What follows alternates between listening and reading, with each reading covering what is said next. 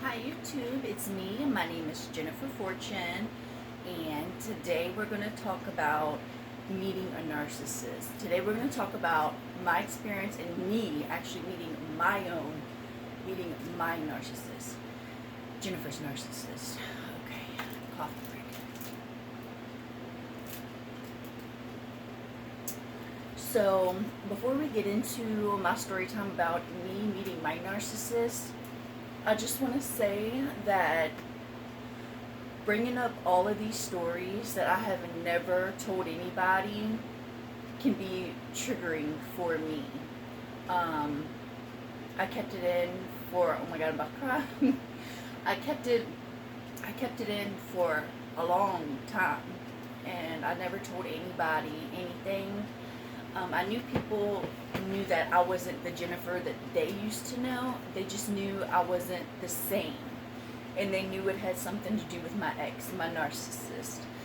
But, so if I get emotional, it's just because I'm literally, when I talk about it, reliving the experience in my head. It's called PTSD. And also, I can feel the emotions that I was going through at that time, which while I was going through my whole entire narcissistic experience, abuse, I suppressed all of it. I always had my mind somewhere else. I never wanted to think about it. I never wanted anybody to know how bad it really was. So yeah. So we're gonna get into it. Whew.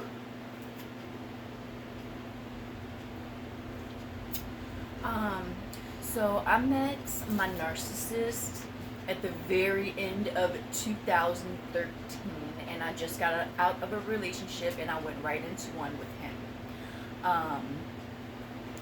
With my experience when I met my narcissist, I met him online. I met him on Facebook Messenger, and I believe he messaged me, because I'm not the one to just be messaging anybody, but I was a different person back then.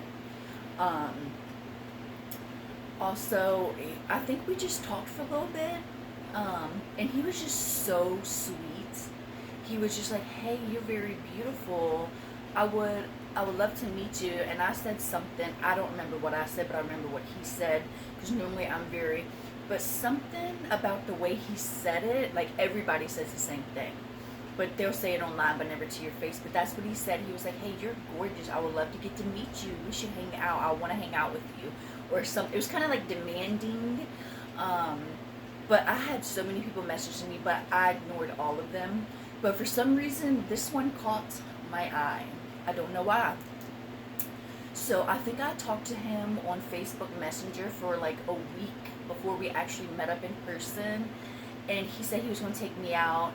And he asked me where I wanted to go. So we went to this Italian restaurant, because that's where I get all my dates to take me, because that's where, if they ask me where I want to go, that's where I want to go. I want to make sure they're not being selfish, because I know I'm not a selfish person.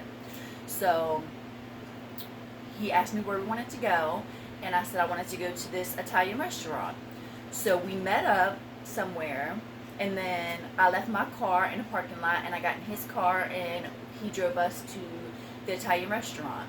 And he was so, oh my god. First of all, let me say, when I met him, I don't remember if when he first saw me, if he gave me a hug, but he gave me a hug or something, and then he opened my car door, and then he opened up the door at the restaurant for me. He did a lot. He was very sweet. He was very kind. He was charming. He was very charming, and he was funny, and he was caring, and he seemed affectionate. That's what he seemed at the time. And he wasn't my type, but it was just something. I don't really have a type unless I just gotta just like you. You just gotta just do it for me. But something about him, how he never pushed any sexual advances on me. Not one time. He was very sweet. He was funny. He held the door for me. He opened my car door for me. He took me to where I wanted to go. And mind you, he was 21 when we met, and I was 23. I'm 2 years older than him. Hold on. No, I'm 3 years older than him. He was born in 92 and I was born in 98. I'm sorry, I was born in 89 and he was born in 92. But, okay, he was 21. Maybe, because I know he just turned 21, so I had to have been, I don't know why I thought it was 23, but I had to have been 24. Yeah, I had to have been 24. Um, and he was what I needed at that time. I guess I was feeling a void that I didn't realize that I was trying to fill. And he met all the criterias. He was so sweet. He actually called me beautiful all the time. And people say that online, but those are pickup lines. But he always said it to me, to my face, in person, which made me feel good. It made me feel special, because I don't ever get that. People are either too scared to say it to me, or they don't say it to me because they think that I hear that all the time, and I really don't.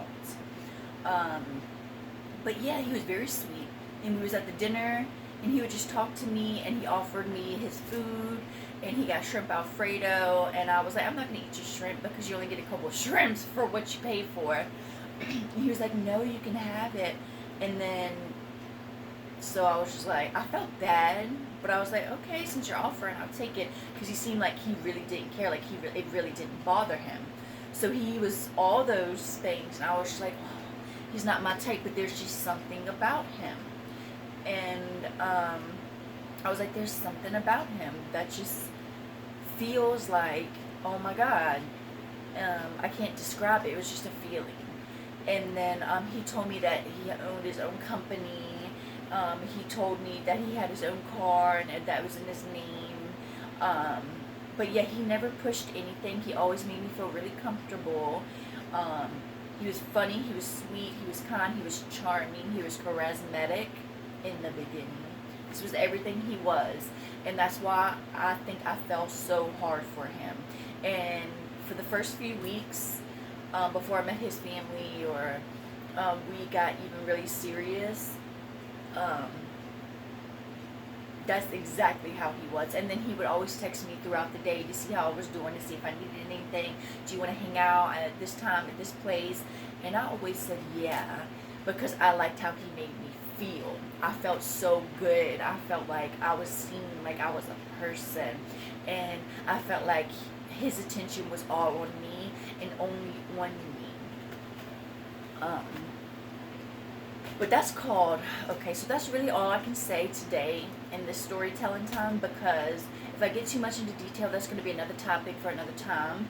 But we're going to go over everything I just discussed with y'all. So, I never knew he was a narcissist. I knew after the first year something wasn't right, because I started to catch on. And then as years went on, he was the completely opposite of everything I just described. Opposite. Because he used to always open the doors for me. He would always call me. He would always check on me. He would make me feel so good. Like I was so important and I was the only one.